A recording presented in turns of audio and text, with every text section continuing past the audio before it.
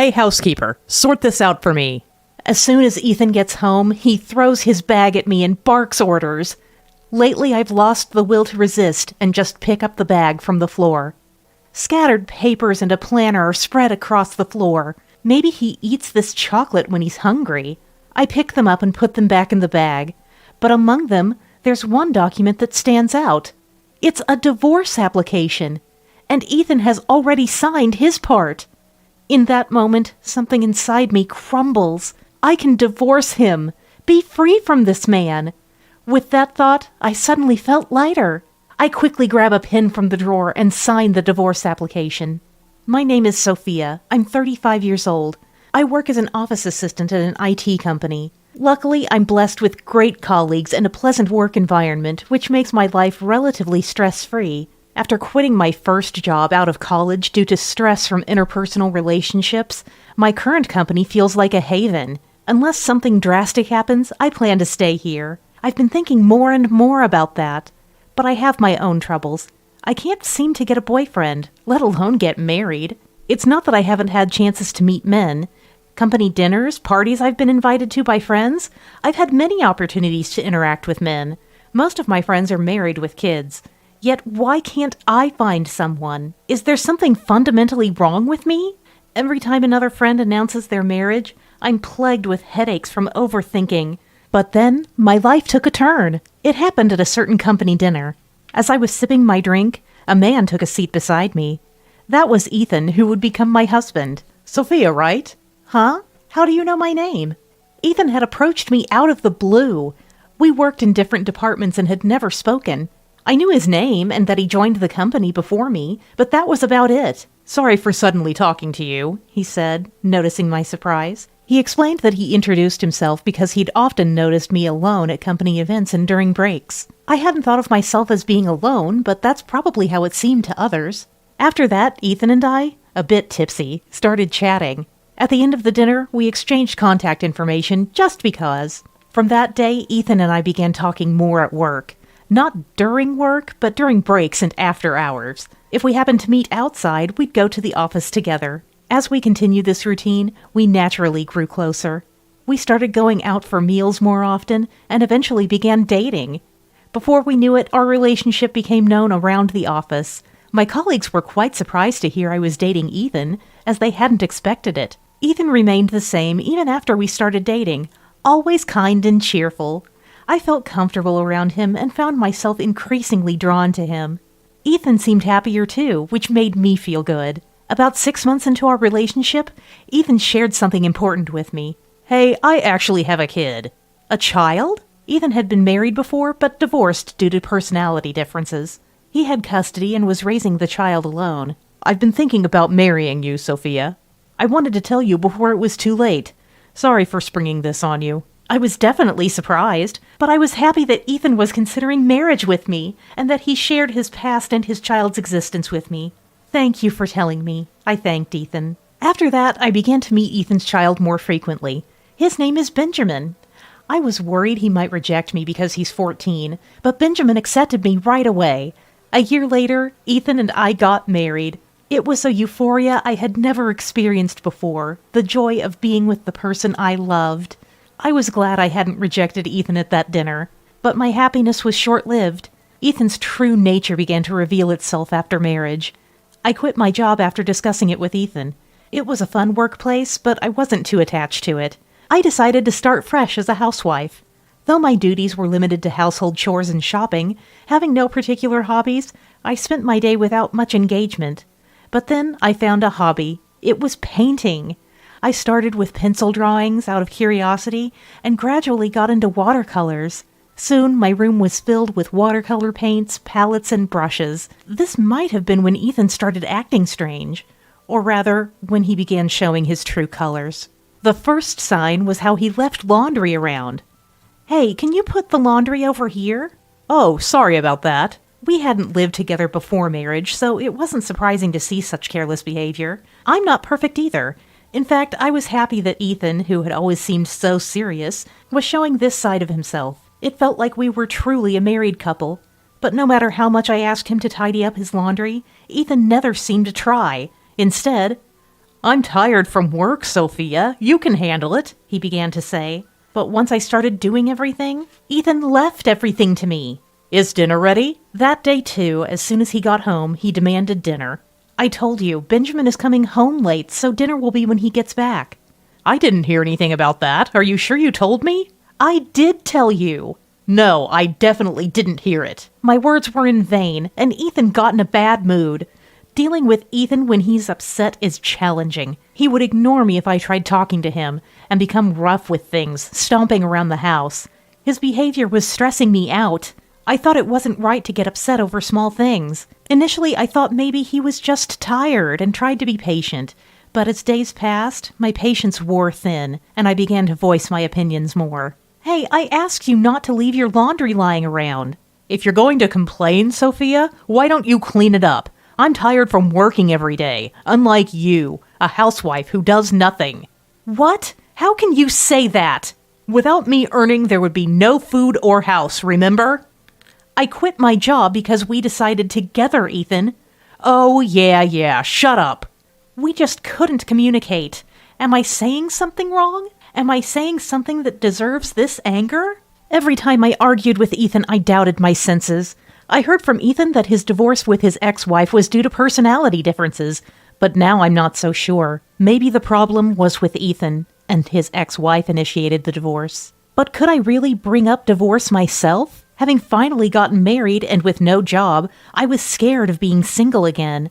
And I worried about Benjamin. The idea of him going through another divorce and remarriage of his dad was distressing. For now, Ethan doesn't raise his voice in front of Benjamin, which is a relief. It's expected of a parent, but I'm thankful he maintains a normal demeanor in front of Benjamin. I just thought I had to endure everything. It's my fault for ending up with such a man. Gradually, these thoughts began to occupy my mind. About 6 months into the marriage, Ethan started coming home very late. Although there were occasional late nights at his company, it was unusual for him to stay out until midnight. Yet Ethan would text, "I'll be late tonight. Might be past 12 a.m. He did inform me, but what was he doing so late at night? Could he be cheating, even though we just got married? These thoughts crossed my mind often, but I had no evidence or confirmation, and he didn't seem like he was cheating. One reason was that Ethan started bringing colleagues home. Their names were Liam and Grace. Liam was very refreshing, a true image of a fine young man. Grace was beautiful and fun to talk to, though not close in age. Both were from Ethan's department, so I didn't know them before. Initially, I was unsure how to interact when they first visited, but as they came over more, we became friendlier. "Sophia, let me help you with the dishes." "No, it's all right." "No, please let me help. You prepared the meal after all." "Well, if you insist, I appreciate the help." Grace helped wash the dishes and glasses and assisted with preparing drinks, while Liam kept a tipsy Ethan company. I realized that if Liam and Grace weren't there, I'd have to prepare everything and clean up alone, which honestly felt like a hassle. "Ethan, you're too drunk. Don't trouble Sophia." "It's okay. Sophia's fine." I could hear their conversation from the kitchen. Given his unusual attitude, I thought Ethan didn't care about me. But then Grace said something surprising. "When someone can say things like that, it means they have a good relationship, right?" "Huh?" "Ethan always talks about Sophia, how delicious yesterday's dinner was, how he feels at peace at home because of you." I was shocked to hear Ethan talk like this. "Ethan said that?" "Yes, he talks about home every day. It sounds so nice. I hope to have a wonderful family like Ethan's someday." "Is that so?" I felt complicated. My home life was far from enjoyable. I didn't want anyone to aspire to have a family like mine, but considering Ethan's position at work, I didn't reveal the truth and just quietly listened to Grace. If one didn't know the inside story, it would seem like a happy family. Benjamin joined the conversation, creating a pleasant atmosphere. Liam and Grace were kind to Benjamin. "Benjamin's 14, right?" "Yes, he's 14. "Wow, so young." "Liam, you're pretty young yourself." I enjoyed listening to their conversations. The days Liam and Grace visited were much more relaxing for me. Initially, I had difficulty accepting Liam and Grace when Ethan brought them home without notice, but now I was glad I hadn't turned them away. However, Ethan's attitude didn't change, even when Liam and Grace were around. It was good that he didn't get into a bad mood in front of his colleagues and after drinking. "Sophia really does nothing at all." Ethan, drunk, began to show his true colors. Liam and Grace seemed to take it as a joke. Ethan, what are you joking about? Sophia's a wonderful person, right, Grace? Yeah, I really admire her. Stop admiring her. You'll be miserable in the future. What are you saying now? Ethan, you're drunk again. Liam and Grace thought Ethan was mocking me because he was drunk. They laughed it off, probably because they usually heard good things about me at work. But I knew they meant no harm. I was used to Ethan's demeaning remarks and could only respond with a quiet smile. Several years later, time flies and Benjamin went off to college. After 4 years, he graduated and started a job at a local company renting a house near ours. Initially, I suggested he could live with us, but Benjamin insisted on experiencing living alone. I respected his decision and accepted it. Ethan's behavior remained unchanged. By then, he had been promoted to a department head and was busier than ever. He sighed more and was careless with things, but his attitude towards me hadn't become harsher. I thought he might be using me as an outlet for his accumulated stress. As usual, he often brought Liam and Grace over for drinks and started coming home past 12 a.m. more frequently. I figured Ethan must be relieving his stress in his own way. Some more years passed, and I got a call from Benjamin. Mom, I'm getting married. Married? Congratulations! I felt like time had flown by since I first met him at 14. He said he had already talked to Ethan, who was happy about it. From that day, we started preparing for the wedding and had family meetings. Ethan was busy, so I did most of the planning. We decided to invite Liam and Grace, who had been a great help. They both attended the wedding. They even took care of a drunken Ethan, which was embarrassing for me at such an event. However, they managed it well, especially Grace, who stayed by Ethan's side the entire time. She was by Ethan's side the whole time, never leaving him. A bit too close, perhaps, but she seemed slightly drunk too. I didn't think much of it and just watched Ethan and Grace. Hours later, after a successful wedding, Ethan and I went home. He was quite drunk and slept in the back while I drove. When we arrived home and entered the living room, Ethan suddenly threw his bag at me. Ouch, what are you doing? I turned to Ethan, who was laughing. Hey, housekeeper, sort this out. Seeing the papers on the floor, I, exhausted, picked up the bag without any retort. Papers and a planner were scattered around. Maybe he eats this chocolate when he's hungry. I gathered them and put them back in the bag. But among them, there was one out-of-place document. A divorce application, already signed by Ethan. What's this? Seeing the divorce papers, time seemed to stop. But then I collected myself. Ethan was asleep, drunk. Yes. Why was I continuing this marriage with Ethan? Benjamin had a job and was getting married. There was no need to keep living this way for the sake of the family. Realizing this, something inside me crumbled. Is this Ethan's way of saying we should sort out our relationship? I couldn't stop myself. I took a pen from the drawer, signed the divorce papers, and left the house with only the essentials. I filed for divorce immediately. My divorce from Ethan was finalized without issue. Although I had been treated badly, I never imagined he actually wanted a divorce to the extent of preparing divorce papers. All my efforts until now felt futile. I headed to a nearby hotel and decided to stay there for a while. After checking in, I entered my room, sitting on the chair. Exhaustion overwhelmed me. I fell asleep without even taking a shower. The next morning, I was awoken by my mobile phone ringing. Looking at the screen, Ethan's name was displayed. Hey, Sophia, where are you? I'm at a motel. Why are you at a motel? Come back home. Come back? We're not a couple anymore. Huh? He didn't expect me to file the divorce papers. Not a couple? Sophia, you can't be serious. I submitted the divorce papers I found in your bag. You wanted a divorce, right? Well, now you have it. That divorce application wasn't meant for... Then what was it for? He said nothing in response. There was nothing else to think but that he wanted a divorce. You're not saying anything. Got it. I'll come pick up my stuff later. I hung up the phone, but the calls didn't stop. Even while I was looking for a room and a job, the phone kept ringing. Just when I thought it had stopped, Benjamin called. I answered the call immediately, thinking Ethan might have told Benjamin something. Benjamin, what's up? Mom, Dad told me you're not home.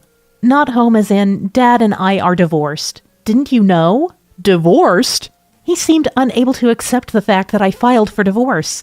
Why so suddenly? It was Dad. Maybe we should talk in person. Can you come home today? I decided to invite Benjamin home to discuss the divorce with him and Ethan. Benjamin agreed, and we met after his work and went home. Ethan seemed quite shocked that I returned without notice. Sophia, why did you suddenly leave home?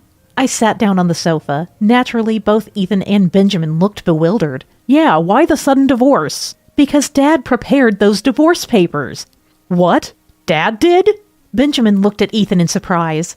Ethan appeared uneasy. Well, that was not serious. I saw your signature, Ethan. It looked serious to me. I pointed out and Ethan looked down. I had evidence that the divorce papers were serious. Hey, you were having an affair with Grace, right? What? I knew Ethan was having an affair with Grace.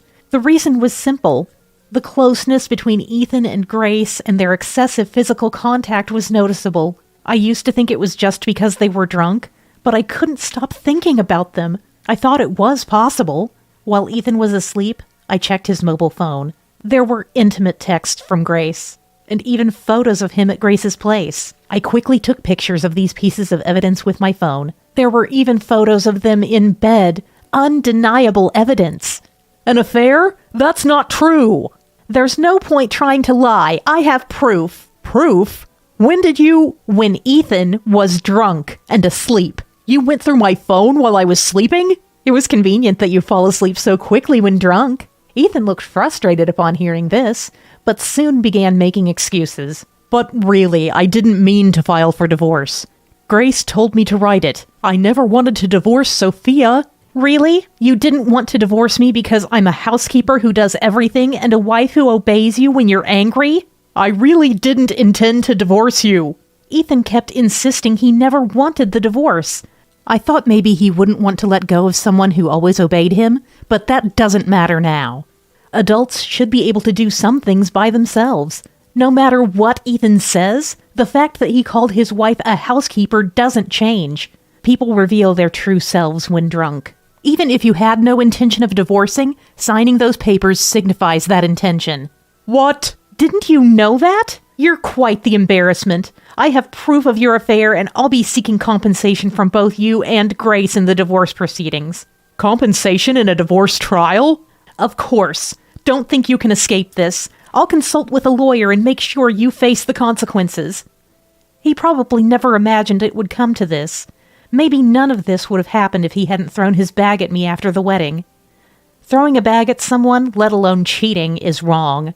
I realized how actions and words can drastically change someone's life.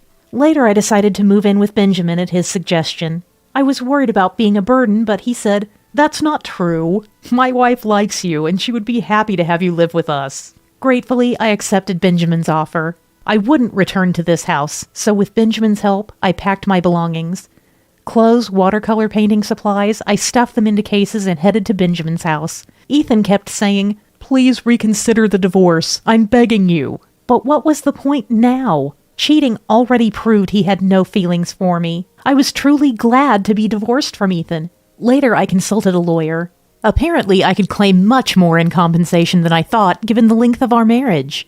We summoned Ethan and Grace to the law office to confirm the affair. An affair? Grace seemed confused and initially denied it, but she admitted the truth once the evidence was presented. If she was going to admit it, she should have done so from the start. I had thought of Grace as a genuinely nice person, so learning about her affair and her attempts to hide it was quite shocking. By this point, Ethan seemed to have given up on everything. "I'm truly sorry. I will pay the compensation ordered in the divorce proceedings." If only he had regretted his actions before doing anything foolish. Eventually, both Ethan and Grace agreed to pay the settlement, and our lawyer explained the amount to them. In the end, Ethan and Grace formally apologized to me. Whether they were truly remorseful or just going through the motions was something only they knew. I hoped this experience would make them reflect on their actions and how much they had hurt me. After the meeting, I returned home. Benjamin's wife greeted me with a smile, which lighted some of my fatigue. Since the divorce, I started a part-time job near Benjamin's house. Despite any initial apprehensions, my colleagues were so kind that my worries soon faded. I got along well with Benjamin and his wife. Lately, cooking with his wife has become a joy. With the divorce finalized and the compensation received, I thought the issue with Ethan was settled. However, a chance encounter with Liam at the supermarket stirred up new troubles. Liam, apparently just off work, noticed me and happily approached. Hello, long time no see. Liam, it's been a while. I exchanged pleasantries with Liam and chatted briefly about recent happenings, work, and what we planned for dinner. But something seemed off about Liam. He didn't have his usual cheerfulness and appeared somewhat anxious. Curiosity got the better of me, and I casually asked, "Liam, you seem a bit down. Everything okay?" Oh, well. His hesitation confirmed my suspicion. As I waited for Liam to speak, he slowly began. I recently broke up with my girlfriend. "Oh, really?" Yeah, she was Grace, the one I was always with. "Grace? But Grace was—" I hesitated mid-sentence, but naturally, Liam picked up on it. Did something happen? Prompted by this question, I told him about Grace and Ethan leading up to the divorce. Liam was surprised. You divorced? He said. "Yes, a little while ago." That's why I haven't been invited to Ethan's house recently. He still talks about his family at work all the time. "Really?" I couldn't help but be perplexed by Ethan's actions. I felt overwhelmed and instinctively held my head in my hands right there in the supermarket. I had a feeling that Ethan and Grace were in that kind of relationship. They seemed unusually close. "So, Liam, you thought the same?" Yes, well. Liam looked down awkwardly, but then looked up. I can't forgive Grace and Ethan. I'll report this to my supervisor at work, he said. I was surprised to learn that Liam had noticed Ethan and Grace's relationship. I thought I was the only one who had. We parted ways that day with Liam promising to let me know what happened later. A few weeks later, I received a text from Liam. He must have told his supervisor about Ethan and Grace. Curious about the outcome, I immediately checked the message. Apparently, Ethan and Grace both received pay cuts. Ethan was also demoted and continued working. Liam's disclosure led to Ethan and Grace's affair becoming widely known at the company, and they were now viewed coldly by their colleagues. Ethan remained at the company, but Grace resigned, finding it difficult to stay after the incident. I was surprised Ethan didn't resign, but he probably realized he wouldn't find a stable job elsewhere. I wonder how long he can keep this up. A year has passed since my divorce and since Liam contacted me. I hear Ethan is still at the company. Both Ethan and Grace continue to send me payments, so they seem to be managing somehow. Liam was promoted for his hard work. Ethan, who once looked after Liam, is now in an inverted position due to his own actions. I'm curious about how he feels about this, which might reflect poorly on me. Currently, I'm living with Benjamin's family and working part-time at the supermarket. Benjamin, his wife, and I get along very well. Today I'm planning to bake sweets with Benjamin's wife. A kind workplace, a kind family. I'm grateful for this environment and continue to live my days with appreciation.